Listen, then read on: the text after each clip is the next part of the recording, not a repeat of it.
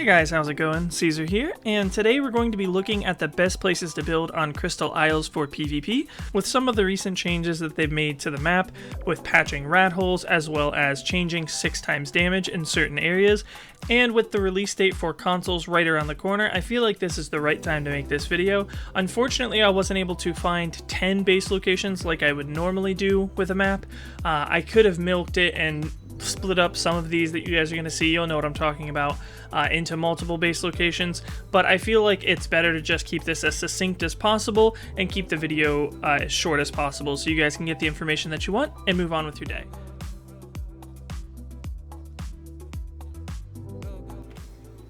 Alright, and starting off with the obvious first pick, we're going to be here at about 49.75. You're going to want to orient yourself by finding the giant orange crystal here on the floating island that leads down into the river, and then you should see these ruins here on the left if you're approaching the crystal, and on the right if you're going away from it. And this is actually the artifact of the pack, also known as Dragon Cave. So the reason this is the obvious first pick is not just because me and my tribe built here when we were on small tribes, but it's because it's probably the strongest cave on the entire map, and as you guys know, caves are the meta right now for PvP. So the reason this cave is so strong is because although it has quote-unquote 3 entrances, they all feed into the same main tunnel, so you can actually have all of your entrances being covered by one line of defenses. Realistically, you're going to have your small entrance and your big entrance have different ways that you're going to defend those, whether it be a wall on each side or just plugging up one side with an absurd amount of spammed fence foundations to try and persuade them to go to the other. Whatever you want to do, it just makes it a lot easier having all of the attacks coming from one direction. Also, in addition to that, the area that your enemies are going to have to fob isn't exactly massive. It's just going to be this area here. And so if you have external turret towers, most likely they're going to be around that corner or somewhere along this corner, and they're going to have to push this narrow passageway. So, defending with Gigas and being able to push their fob is going to be pretty easy for you since you're here on your home turf. Now, the one really interesting thing that I'm super excited about is when we were playing small tribes, this entire area, including and not limited to just this area, but even all the way on that floating island over there, over on that part of the islands, all of this was 6x, which, for a cave makes sense, but it was extremely difficult to keep even a small turret tower outside of our cave, because every time that we would, have somebody come by, they would just blow it up with a cannon. It would take them a few cannonballs and they'd be on their way. So as you guys can see, the 6x does still apply over here. So we throw this down and look at that damage. Lots and lots of damage. Takes out foundations in one hit. Even splash damage this one for over 11,000? Around that much? So it's quite a lot. But the thing is, as you guys will see here,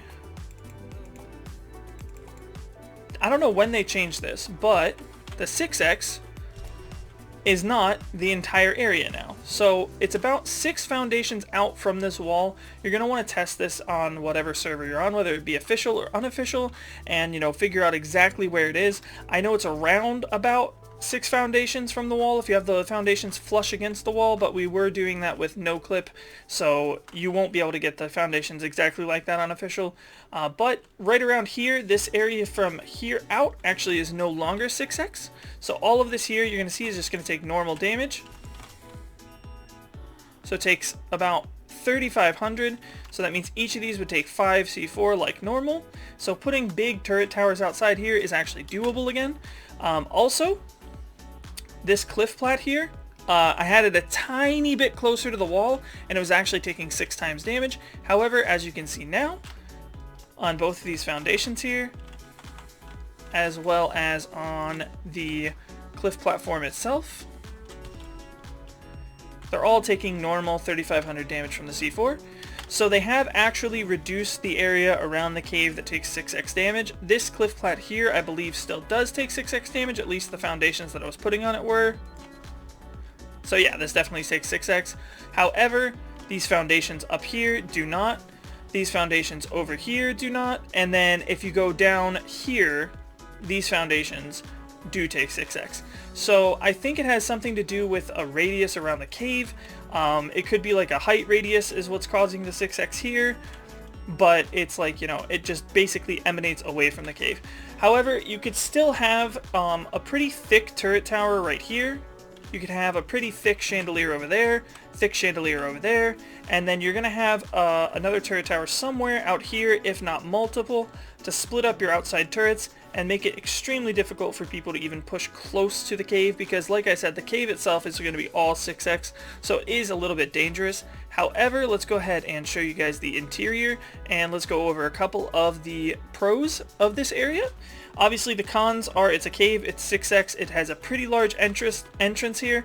The LOS from some of the ruins is actually pretty bad, so you're going to want to make sure that you put your main wall as far back as possible while still being a viable wall. Definitely do not put turrets on top of these ruins here, because the hitbox of these ruins and where the turrets can actually shoot down from is a lot different than what you're going to be visually seeing. I've seen people, I think it was Hot Rod Slick, rocketing some turrets that were up there. Might have also been BAM as well.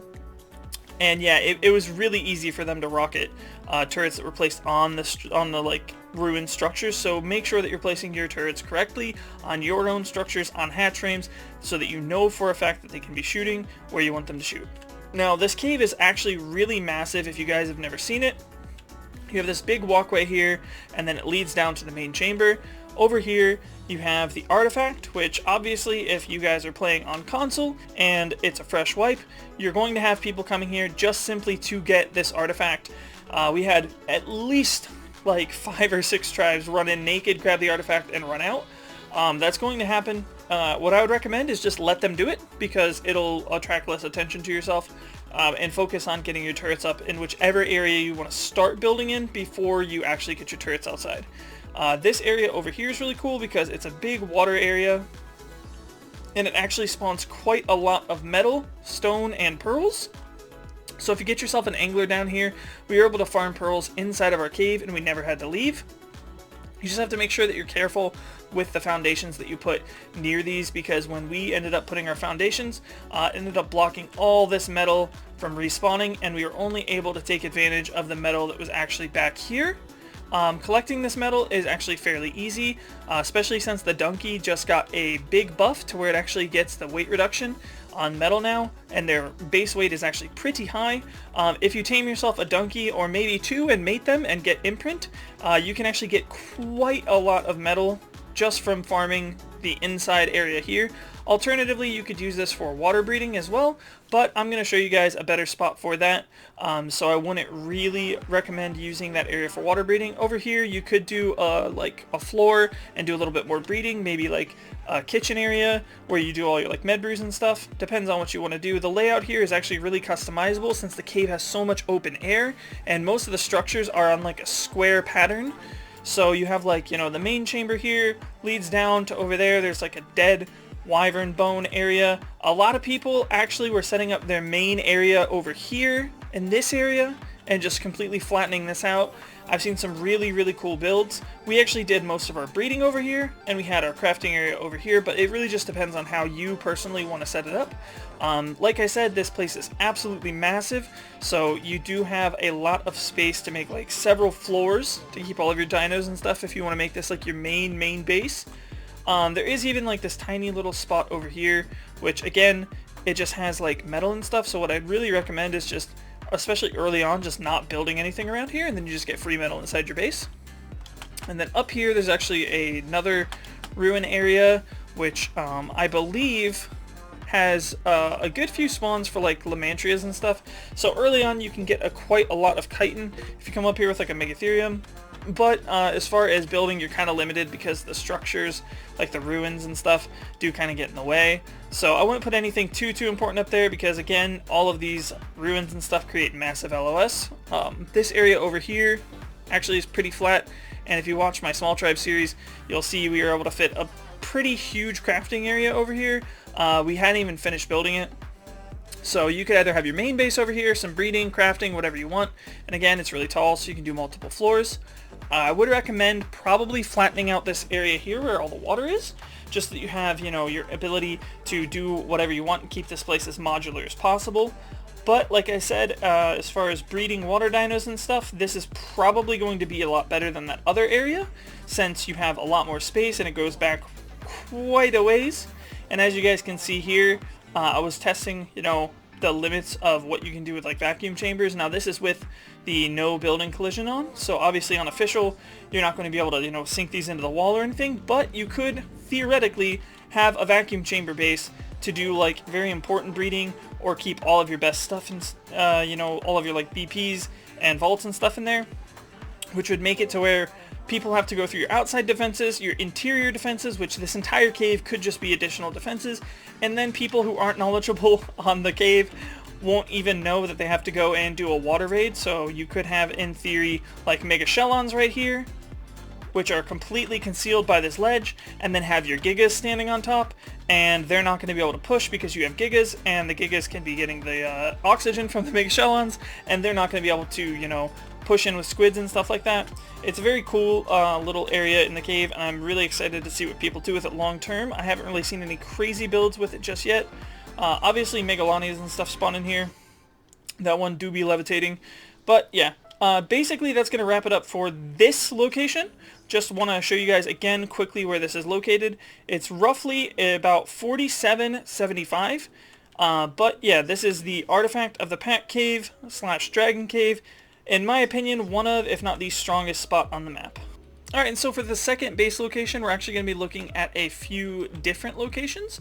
The reason that I'm going to be lumping all these together is I didn't feel like splitting these up would be a very genuine way to present this, and it would end up making it look like there's more locations that I'm showing when most of these areas are roughly the same in the way that they're set up. So we're basically just going to be looking at any floating island. Now, which one you take is going to depend entirely on the size of your tribe. If you're a solo player, maybe you'll want to take one of those really small ones. If you're in a small group, maybe you'll want to take one like this, which is actually one that we rated in the past. However, it's no longer 6x. Just like a lot of areas on the map, pretty much every floating island that I've tested is no longer 6x, so these are a lot stronger than they used to be. This one in particular is big enough that you can actually have like a decent small tribes base on here, and it's still big enough to push in the edges of your build so that you're not at risk of like a hatch frame quets or anything like that. But then if you're on like a bigger tribe limit server, or maybe you just, you know, have really dedicated group and you have a lot of resources, you could always go for one of the bigger islands like one of these over here, which we did see some people on smalls take islands like this one. But you just want to make sure that you pay attention to which ones actually do have land access to other islands, because like this one here actually does connect to there, and you're not realistically going to take over this entire area unless you're in like a 1x tribe or something. So just keep that in mind, guys. One like this one here in the distance wouldn't be too bad if you're on something like smalls or another like smaller group limit server up to 10, because you can make it to where all of your, you know, main turret limit is capped at that bridge right there, and then basically they have one point of entry that they can come through. But me personally, I would go for, if I'm going to go for a floating island, I would go for one that's completely disconnected from any form of land, and I would sacrifice the amount of space that I have, so that way I have the most secure base location possible. It completely eliminates the ability of them to fob and push up turrets, and it makes it to where they basically have to either try and offline you, which if you manage your offline timer is completely impossible, or they can try and soak with like a skiff or a quetzal, having their tames on that, and a lot of times people won't even try to do that online. So yeah, for the second spot we're just going to say pretty much any floating island that's disconnected from any land access, and we'll call it at that. If you guys want to, just go in single player. If you're on console, when the map comes out for you guys, make sure that you go into single player and you scout these areas yourself. There are some that are better than others. This one here is actually pretty strong, and again, I'll tell you the rough chords of that. It's about 4168. There is a few others that I would recommend, but it's all dependent on group size, so we're not going to go through each individual one that's actually decent, and I'm just going to lump them all together in the number 2 spot. And coming in at the number 3 spot, we're here at about 5181, still in the floating island biome. As you guys can tell, this biome is actually pretty rich for base locations, just because of the way the meta is. This map doesn't have a lot of caves that you can go into, so the next best thing when it comes to Ark, if you can't get a cave, is to get a spot that has like little to no land access. But anyways, this is a spot that we actually had a tribe on our server build in, and we never ended up raiding it. But the cool thing is, it's like not a rat hole or anything. You don't really have to worry about them patching it, as far as I know. It doesn't seem like an unintended build zone, and it's also not 6x, so it only takes, you know, normal explosive damage. You don't have the most room in the world here, but this raised area would probably be your main area. Then down here you could have additional like dino storage and additional defenses, and then you could extend your defenses out to the left and the right to make sure that there's no possible way for anybody to set up a fob on the area that you're built on, and they would have to either, you know, build like a cliff plat or something and use it as a fob, or maybe go to one of these like lower lying areas and try to ramp up, just so that they, you know, are as far back from your base as possible. Again, this isn't like a big spot that you're going to take with like, you know, a 1x tribe or anything. This is more suited to a small tribes or a small group limit server, but it is more than enough space if you manage it correctly to be able to do breeding and everything that you need. The only thing you're not going to be able to do here is like mutation, giga breeding, or anything like that. But if you're just trying to get started out on Crystal Isles, or you're trying to use Crystal Isles as like, you know, a way station for farming and stuff, since this map is actually really insane for farming, this is a completely solid pick, especially if you just utilize this top area for all of your stuff and you keep the rest of it spammed out and just completely cover the area with turrets and like chandeliers, and just, you know, play your turret limits and get as many caps of turrets as you can. You could easily have this spot, you know, as long as you're managing your offline timer, nobody's really going to be able to raid this, at least not anybody, you know, that wouldn't be able to raid most of the spots on this list. Alright, and coming in at the number 4 spot, this is going to be similar to the number 2 spot, where it's a kind of combination of spots. We're here at 70, 75. Basically, it's going to be any of these raised plateaus, platforms, whatever you want to call them. You could even technically call them floating islands, but they all are supported by vines and things. We did have a pretty large tribe build on one of these when we were on small tribes. I don't actually remember which specific one that they were on, because the area looked a lot differently without all the trees. But again, the big pros here is going to be that you don't have any land access if you build on these, aside from some of them having like vines and stuff that go underneath of them, which then they would have to, you know, try and build like a ramp up from. And you have a bit of variance on the size, which is going to be, you know, something to keep in consideration when you're looking at group limit and stuff as well. This biome is actually pretty good for farming. It's really close to the Ember biome, which is like the best spot to farm wood and charcoal. I don't know if they patched it, but I know at one point all the rocks along one of these rivers actually gave you metal, so that was really good. As well as this is one of the few biomes that you can actually get congealed gas balls in, and there is at least 1 or 2, probably more, charge nodes in the swamp. So the swamp is actually a pretty good biome to live in. It is a little bit secluded and off to one side of the map, but so is the floating islands. There aren't a lot of good options center of the map, so this is an area that I think would suit probably, you know, medium-sized tribe. Some of these islands are a little bit big. If you took over multiples of them, then maybe you could build here on 1x. I don't think that you actually would bother, but for small tribes, this is definitely a viable place, because again, like with all these spots that we're looking at here in the beginning, aside from Dragon Cave, this spot does not take 6 times damage. I believe it actually might have when the map first started, but I don't even know because we didn't even check this spot out.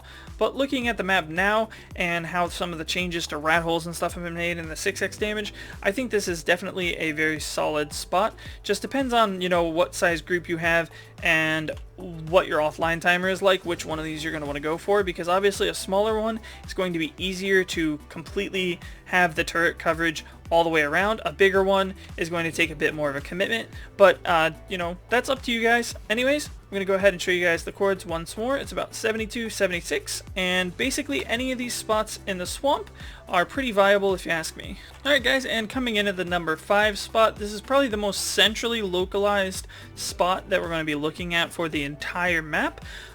There are some other locations that you guys might think would be good, like maybe one of those plateaus there in the distance, but for the sake of brevity and based on what I personally saw when we were on Crystal Isles ourselves, I think this is probably the only out in the open land area that I would class as a decent enough spot to call a base spot. This spot here is about 65-48. We actually offline rated a base that was on here, and even offline it was a massive pain to get onto this plateau. So they didn't have like, you know, a crazy amount of turrets or anything, but they did have pretty good coverage all the way around. Even with just Plan X, it makes it very annoying to try and get in there, especially since, you know, you're trying to use soakers, you know, on a skiff or a Quetzal, and any damage that you take means you're gonna have to take them down and heal them. So things like Plan X are definitely something that I would, you know, do here early on. Just completely line the rim of it, and then as you get turrets, you're gonna want to take those out. Another thing to consider here is obviously, like with every other spot that we've looked at, this spot does not have 6 times damage. I don't know why it would, but just to show you guys, 3,500 damage, not 6 times. And while this does have land access in the sense that it is landlocked, it actually is such a steep area all the way around this plateau that even in testing, we weren't able to get a Titanosaur to walk up this. So you don't really have to worry about anybody walking up to your base whatsoever. They're not going to be soaking with any like land dinos, racers or anything like that, golems. The only thing that you're going to have to worry about is people bringing stuff over with a skiff or with a Quetzal, which again, like with most of these spots I've been showing you guys, if you manage your offline timer and you have even one person online, it's not really going to be an option. Now this area is pretty big. You can get a lot of stuff on here if you build it correctly. You just want to make sure that you do pay attention to how close you are to the edge, because, you know, at the moment hatch frame Quetzals are still a thing. The cool thing is on some of the sides it is more of like a slope than just a, you know, 90-degree drop off, and so turrets will actually be able to shoot the Quetzal a little bit better than in some other base locations. But if you guys go ahead and check out the video when we rated this base location, you'll see that they actually had a pretty decent sized base and an outside crafting area, and they hadn't even utilized the entire space. Now the other cool thing about this spot, a couple of like key features as to its location. It is right next to the Wyvern Scar and the Griffin Scar, which are both located here in the desert. And also it is located directly next to one of the charge nodes, so you could easily have turrets, maybe like a turret tower right there or something, or turrets like, you know, right here, which I'm not sure if this area is 6x, so let me just check that out for you guys really quickly. I don't imagine that it is, but just in case we want to find out. No, obviously. So having a charge node is really important. Obviously, it's the first way that you're going to get element here on Crystal Isles, especially if you're on small tribes and it's clustered off. You have to get your first 100 element from a charge node.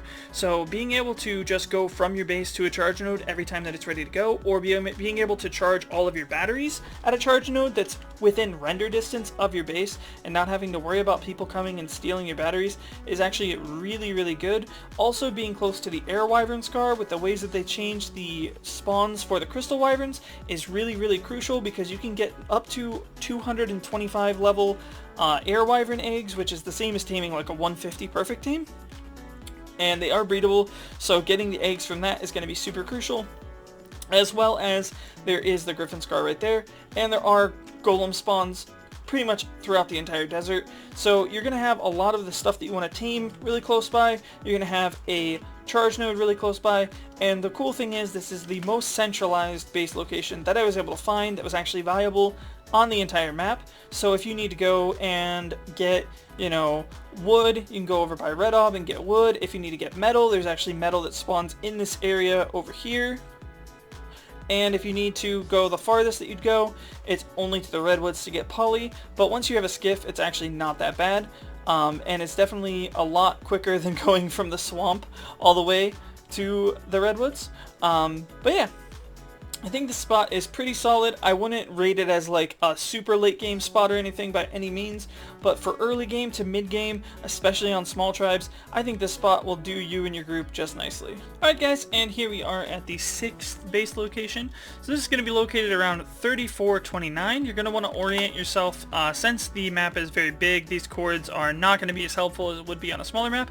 Orient yourself with this river here. You're going to want to, as you come into the redwoods from the mainland, find this river. It'll end, and then you want to go a couple of steps up. You'll see it's like 1, 2 elevation steps up, and then you should find the small spider cave. Now, small spider cave used to be a lot worse than it is now. It's still not the best, but with the new changes to how 6 times damage works on here, this right here is not 6 times damage, and this right here is also not 6 times damage. And this right here is also not 6 times damage. So you would think normally with a cave like this that maybe around here or here is where the 6x would stop, but you actually get to go all the way to here. I believe if you go any further, that's why there's no more foundations, is they blew up. But with, you know, the foundation support being not 6x all the way to here, you could easily build a wall here. Obviously you'll still need turrets because people could go like over or something like that, but it's only like on PTs and stuff like that. The only real downside is that anytime that you're in this area you get webbed, but if it's bad for you, it's bad for people attacking you as well. If you know, use this to your advantage, especially with like turret coverage and stuff, you can make it to where it's impossible for people to run your turrets. This area is not super massive, but it does have a few decent features like this ledge here, which is actually, you know, raised up. As you guys can see, it is still 6x in here, which is a big sad, but you could have, you know, like your main base here when you start, and then you have like your turrets and stuff down below, so that way they have the additional problem of trying to get to an elevated position. You also do have this little pocket here where you could tuck your base away. The only thing is, if you build in the spider caves, is it is one of the best and only ways to get a reliable source of chitin, so you do pull a little bit of aggro from the server if you do that. The only other way to get chitin is to run a Megatherium through the desert, which is not as reliable. And here you'll see it's a total pass through from one side to the other, and I've laid out where the 6x damage is on here as well. So as you guys can see, with this one right here, 6x damage, this one right here, also 6x damage, and these foundations here are not 6x damage, so they take normal damage. So this entrance is actually a lot stronger because you have literally like a drop off immediately, and you can have a wall that just goes from like here straight up, and again, maybe you'll want to put like a cliff plat with some turrets on top, so that way people can't just fly in or something, or you could just simply have, you know, a like complete like wall up, and then, you know, a cliff plat that like plugs that up at the top like a ceiling. Whatever you want to do, however you want to set it up.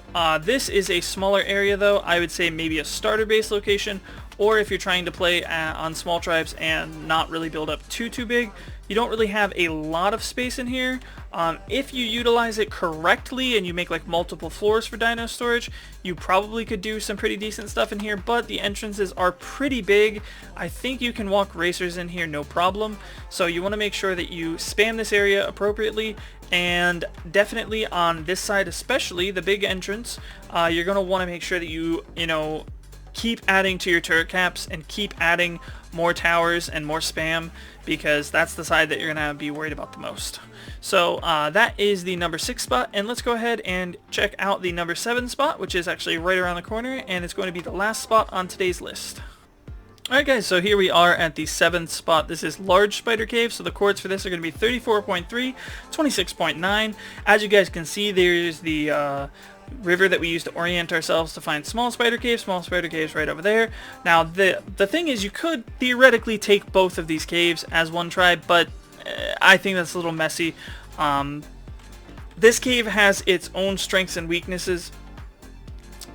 So for one, the 6x damage does come out quite a ways farther, This is the closest that you can get foundations while it's still 6x. I did not actually check the cliff plat method to see if, like Dragon Cave, it's based on height or something, because theoretically you could maybe have chandeliers above. I'm pretty sure though, oh, too close to enemy foundation or gate. I'm pretty sure though that whatever distance you go up to get out of the 6x for this area, the cliff plat's going to be too high, and it's going to make it to where their turrets aren't really going to reach the ground anyways. So keep that in mind. You're probably just going to need to put a big fat turret tower on the outside and spam accordingly, and then make sure that you have a death wall probably as far back in this entrance as possible. Maybe even have it to where the death wall is like all the way here, and you just make like a U-shaped pattern so that they can't get in at all. This is actually a pretty big cave though. I believe I saw Shockist and Muntage raid this. I don't know if they ever put up a video of it, but I definitely saw it on stream. And I did see some other YouTubers living in this cave initially before everybody found out the meta was to go to Dragon Cave. It does have some cool features. So it has metal that spawns in here. So if you're careful about how you place your foundations, you could technically, for the beginning, farm inside of your own cave. It does also have a decent sized water area, which spawns a little bit of, some more passive stuff. So you get like otters and salmon, and you do get some pearls in here. I don't think it's quite as good as the Dragon Cave pearls, but it is still a play to passively farm pearls within your base. And it is a pretty tall cave, all things considered. So if you set this up correctly, especially with like, cliff flats and multiple floors, you could probably do a pretty decent amount, if not like, all the breeding that you would need in this cave. Now the only really huge drawback with this cave, and again this is why I think Dragon Cave is the most suitable cave on the entire map, is it also has two entrances like Spider Cave. This entrance in the back here, for some reason, has like an insane range on the 6x. So even these foundations here are all 6x. This foundation here, still 6x, and the 6x goes for a while. Now what I did find is this is a matter of elevation. So this right here, this cliff plat as well as this foundation are both taking normal turret damage. Now I don't know if you were to set up a cliff plat here and have the turrets higher up, if that would make it to where they're 6x. I assume probably, but if I remember correctly, this platform here as well is also in normal damage, so you can at least have a chandelier here. Just got to make sure that you pay attention to this area up here as well, so that people can't just drop your chandelier super easy. The 6x actually goes all the way from the entrance all the way over to here, and as you guys can see, these take normal damage, but anything closer than this and you're actually taking 6 times damage. And over here on this side, the 6x actually ends right here, and as you guys can see here,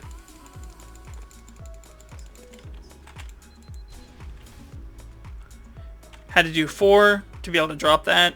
But the second that you put a foundation on this part, it becomes 6x again.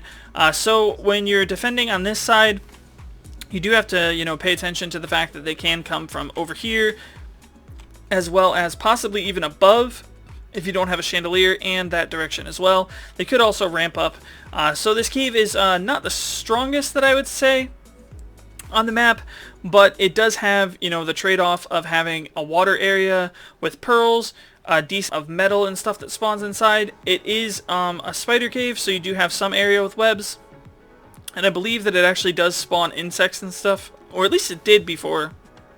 It might not now, but with that, the trade-off is you have 2 entrances. Neither are really that small. You can walk a racer in both, and the 6x actually pushes out a little bit farther on this one than the small spider cave.